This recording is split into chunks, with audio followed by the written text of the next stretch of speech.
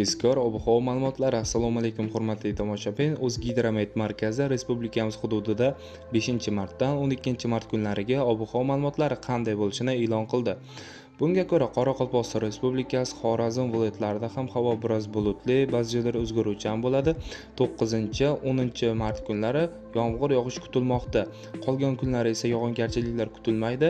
Ba'zi joylarda tuman tushib turadi. Shamol sharqdan sekundiga 7-12 metr tezlikda esadi. Haroratlar kechalari 0,5 daraja iliq, kunduz kunlari 7-12 darajani tashkil etadi. Buxoro hamda Navoiy viloyatlarida ham havo biroz bulutli bo'ladi. 5-6 hamda 10-12 mart kunlari yomg'ir yog'ishi kutilmoqda. 7-9 mart kunlari esa yog'ingarchiliklar kutilmaydi. Shamol sharqdan sekundiga 7-12 metr tezlikda esadi. Haroratlar kechalari 2-7 daraja iliq, kunduz kunlari 7-12 darajagacha ko'tariladi. Ba'zi joylarda 15-20 darajagacha ko'tarilishi mumkin.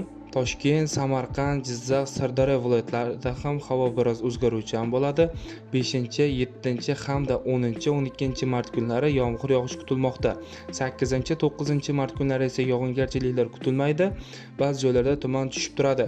Shamol sharqdan sekundiga 7-12 metr tezlikda esadi. Haroratlar kechalari 3-8 daraja iliq, kunduz kunlari 10-15 darajaga ko'tariladi.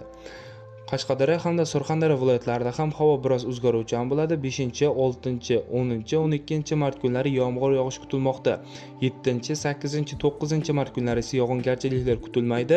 Shamol sharqdan sekundiga 7-12 metr tezlikda esadi. Haroratlar kechalari 5-10 daraja iliq, kunduz kunlari 10-15 daraja, ba'zi joylarda 20-25 darajagacha ko'tariladi. Respublikamizning vodiy hududlarida, ya'ni Andijon, Farg'ona, Namangan viloyatlarida ham havo biroz o'zgaruvchan bo'ladi. 5-7-10-11 mart kunlari yomg'ir yog'ishi kutilmoqda.